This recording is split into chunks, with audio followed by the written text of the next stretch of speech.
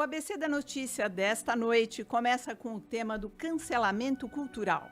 Nós damos boas-vindas a você com essa música sensível, uma obra de Tchaikovsky, compositor russo de O Lago dos Cisnes, clássico da dança, admirado em todo o mundo há 145 anos. Tchaikovsky andou sendo cancelado por ser russo. Mas por que a guerra despertou uma russofobia em várias partes do planeta e colocou na berlinda não só Tchaikovsky, mas tantos outros símbolos da cultura russa? Cancelamentos e rejeição ao que vem da Rússia foram se multiplicando junto com os embargos econômicos. A Universidade de Milão chegou a cancelar um curso sobre o escritor Dostoiévski, autor de Crime e Castigo. Restaurantes ameaçaram parar de servir estrogonofe. O ABC da Notícia vai deixar, mais uma vez, o mundo na palma da sua mão. Vamos explicar o que está acontecendo e, para falar em letra de forma, entender, traduzir o que são os embargos econômicos e culturais, nós recebemos hoje aqui João Alfredo Niegrai, doutorando em estratégia, coordena o curso de comércio exterior, é professor de geopolítica, negócios internacionais na Universidade Positivo de Curitiba. Boa noite, João.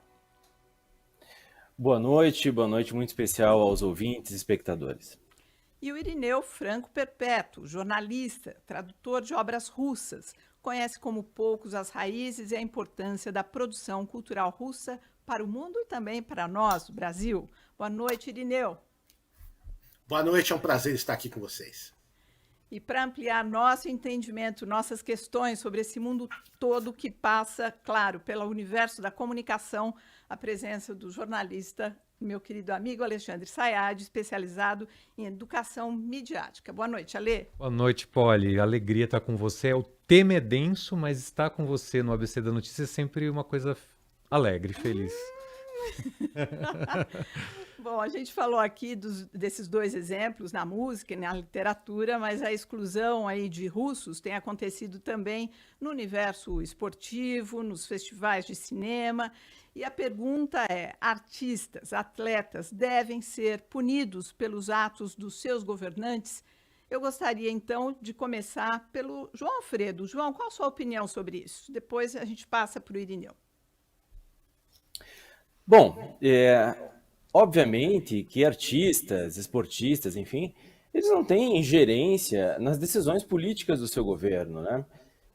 A gente viu, e até a Band News noticiou isso, o piloto de Fórmula 1, Nikita Mazepin, sendo retirado da Haas, outros russos de outras competições, enfim. Essa é uma forma de pressão.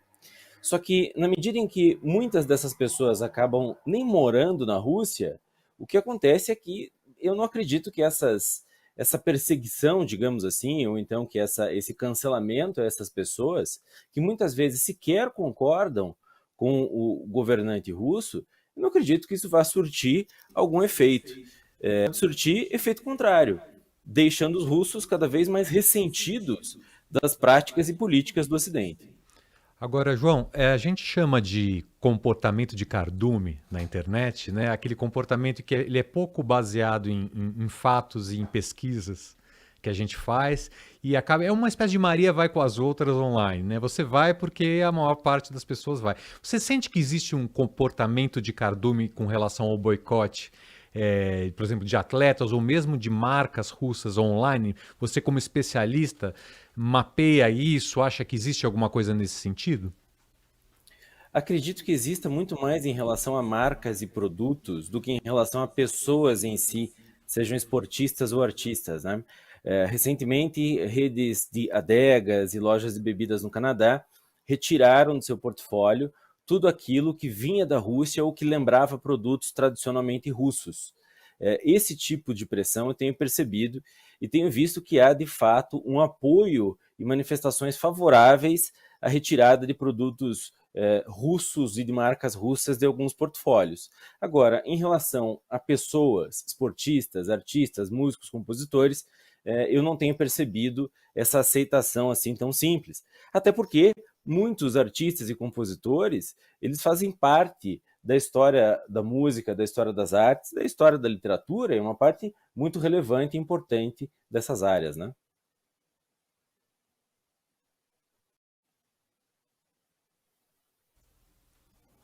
Irineu, existe um pouco mais de degradê nessa perseguição a quem faz uma produção cultural nas artes, na música russa? Eu queria colocar aqui um pouco assim, existe uma crítica com relação, não, por exemplo, ao Tchaikovsky, existe uma crítica, por exemplo, àquelas pessoas que são patrocinadas pelo governo russo, não exatamente aquela pessoa que vai lá e defende o governo Putin, ou Putin exatamente, mas que foram cancelados porque aquele evento cultural era patrocinado pelo governo russo. Ou então alguém, como foi o maestro, que não tinha uma posição dúbia em relação ao governo Putin, ou então não se posicionou exatamente. Para essas pessoas, deveria existir uma punição, ou uma crítica mais severa, ou não? Ainda assim, elas deveriam não ser vítimas de um cancelamento. Bom, o Ocidente está usando isso de maneira muito habilidosa como maneira de pressão. Está bem claro que quem quiser se apresentar no Ocidente tem que criticar o governo e a guerra, senão as portas estão fechadas, né? É engraçado porque eu sou da época da União Soviética, em que o que acontecia era o oposto, em que o artista russo era impedido pelo seu próprio governo de se apresentar fora do país. O governo soviético vivia com muito cuidado quem ia mandar para fora ou não, justamente porque temia que esse artista acabasse usando essa turnê internacional para fugir para o Ocidente. Bom, o comunismo, a cortina de ferro, acabaram em 91 e parece que agora a ideia é erguer uma nova cortina de ferro com o sinal trocado, dessa vez impedindo alguns artistas russos de se apresentarem no Ocidente. E como já foi dito aqui, muitas vezes, esses artistas russos que têm contato com o Ocidente, muitos deles já são mesmo contra a guerra, eles acabam apanhando fora e em casa. Eles acabam apanhando no Ocidente por serem russos e em casa por serem contra a guerra. Não por acaso o cineasta Sergei Loznitsa, cineasta ucraniano, que é muito militante da causa ucraniana, ele falou que é contra os cineastas russos serem boicotados, porque são caras que no fronte interno da Rússia jogam contra a guerra, jogam contra o governo. Dentro disso que você está falando, o cineasta, o Kirill Sokolov, que metade da família dele, inclusive, é ucraniana, ele foi cancelado do cinema, do Festival de Cinema de Glasgow, na Escócia. Ele colocou o nome dele, olha, gente, que interessante, colocou o nome dele em 2 petições pedindo o fim da guerra, né, pedindo o fim da guerra, e ele foi cancelado mesmo assim, que é um pouco isso que o Irineu tá contando.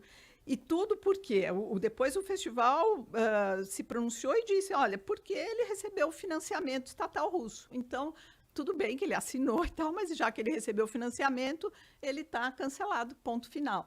Agora, a outra coisa que eu gostaria de perguntar para vocês é o seguinte, esse cancelamento que a gente está falando aqui, esse cancelamento cultural, que passa aí pela vodka, pelo cinema, até pelo estrogonofe, que teve aí restaurante que entrou nessa, seria, guardadas as devidas proporções, seria semelhante ao embargo econômico, ou seja, dentro do universo da cultura, da gastronomia, que também é cultura, e o embargo econômico, seria você exclui, é a mesma coisa, que é diferente daquele cancelamento digital que a gente conhece, né?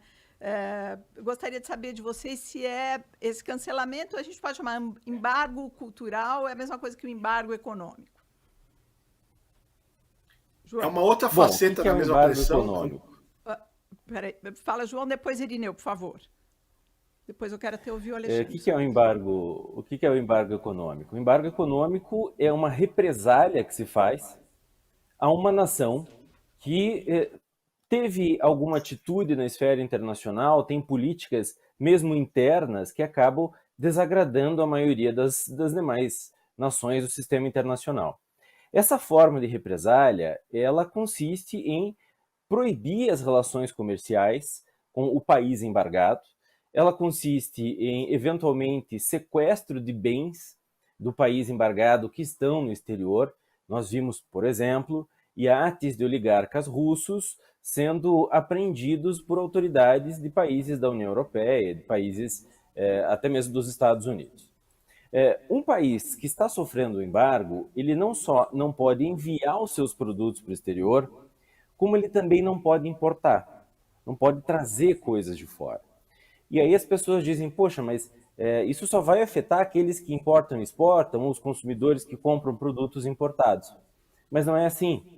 Quando eu estou exportando, ou quando eu produzo para vender no exterior, eu já estou considerando aquilo que eu vendo no meu mercado doméstico e produzo a mais para atender mercados externos. Como consequência, essa empresa ou esse país embargado, eles vão ficar com um estoque muito alto, o que pode gerar uma queda no preço desses itens. De outro lado, as pessoas que costumam comprar produtos importados, e ao contrário do que acontecia no passado, hoje o produto importado não é aquele mais caro, né? A gente recebe eletrônicos, automóveis, motores, enfim, remédios. As pessoas que precisam desses itens acabam desabastecidas. E aí a consequência é que quem acaba sofrendo fortemente com os embargos é a população que necessita de bens e produtos para o seu uso diário. Eu tenho dito que não existe mais país independente, existe país interdependente.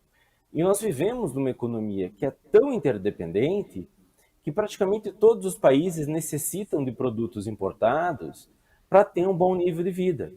O Brasil, por exemplo, exporta café, exporta carne, exporta algumas frutas para a Rússia. E eles podem acabar simplesmente sem esses produtos. E no universo cultural, Irineu, como que é esse embargo cultural, na sua visão? O embargo cultural faz parte de uma estratégia de desumanização do inimigo. O que é guerra? Guerra é gente matando gente. Mas gente matando gente não é legal. Para você justificar o assassinato de gente, você tem que dizer que aqueles caras não são bem gente. E o que nos transforma em gente, o que nos configura como humanos? A cultura. Então, se você disser que aqueles caras não têm cultura, ou que a cultura deles não tem nada a ver com a nossa, você promove, então, o seu cancelamento simbólico, a sua morte simbólica como ser humano, e aí você legitima a sua eliminação como pessoa física. Agora, esse embargo cultural, isso que você acaba de explicar, traz alguma contribuição para o fim da guerra? Então, para o fim da guerra, não. Se tem algum tipo... Eu cancelaria, eu estou aqui com uma camiseta do Tolstói, certo, autor que eu adoro. Eu cancelaria meus cursos sobre Tolstói, tiraria das prateleiras todas as minhas traduções, se isso ajudasse a salvar a vida de um ucraniano que fosse, não precisa ser nem criança, adulto, velho, homem, mulher, se isso ajudasse a parar de cair as bombas, pegaria eu ainda sobre o tempo do CD, todos os meus CDs de Tchaikovsky, botaria fora, se isso ajudasse. Mas, na verdade, eu creio que a efetividade disso é absolutamente nenhuma. Não me parece que seja nesse fronte que se ganham as batalhas, ainda mais as batalhas humanitárias, né?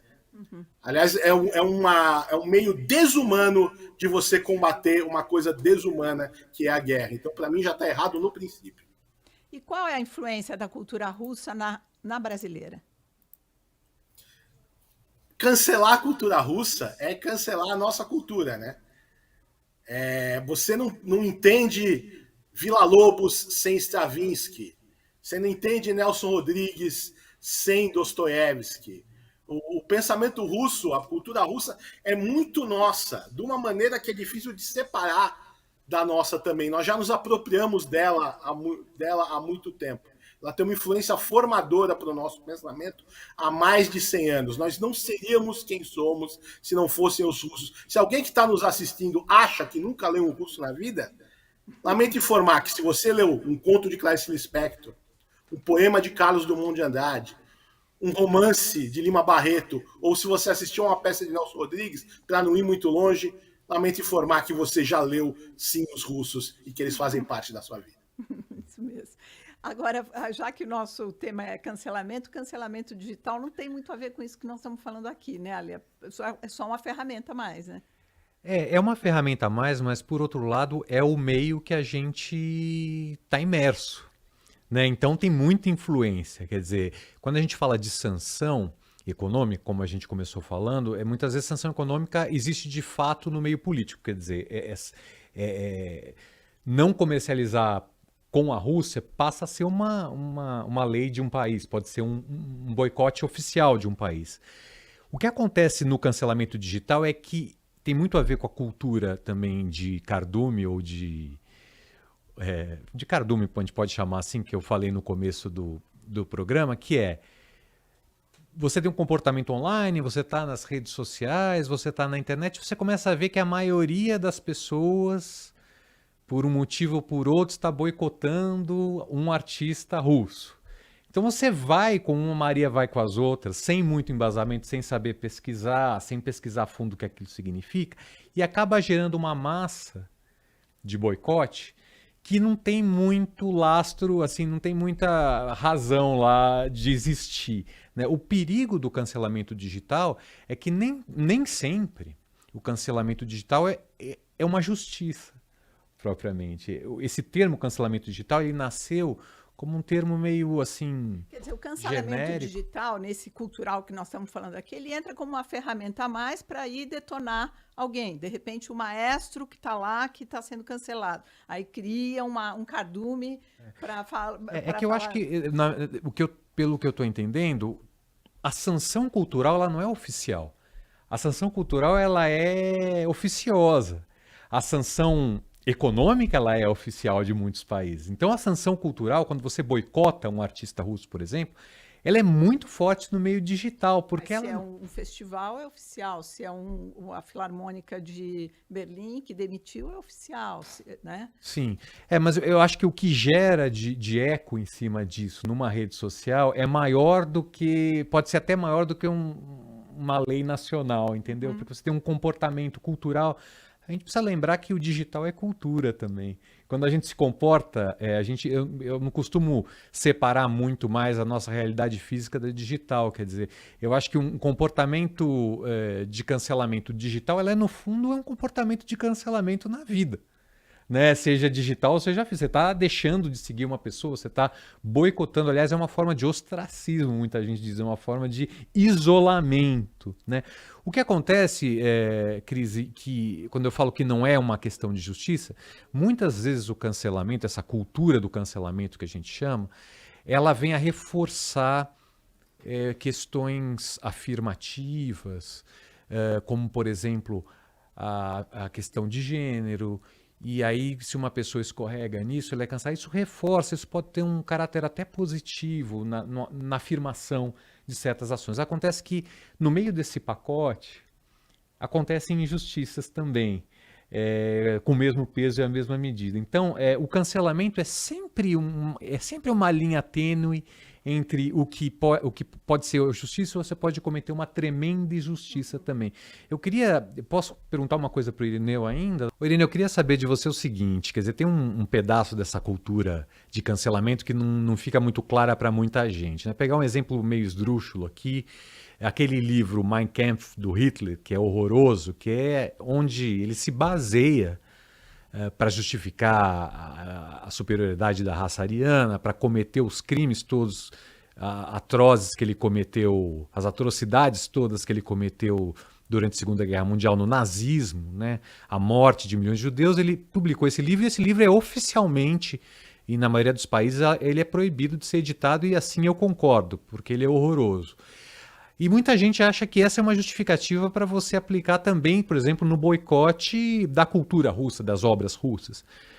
Como que você explica para a gente essa diferença de cancelamento entre o Mein Kampf e uma obra do Dostoiévski, por exemplo? É humana? Tem a ver com as leis? Explica um pouco para a gente, eu quero ouvir da sua boca, isso é muito importante. Então, você já deu a resposta. Você falou em boicotar Mein Kampf do Hitler, não em boicotar o Fausto de Goethe ou a Arte da Fuga de Bach.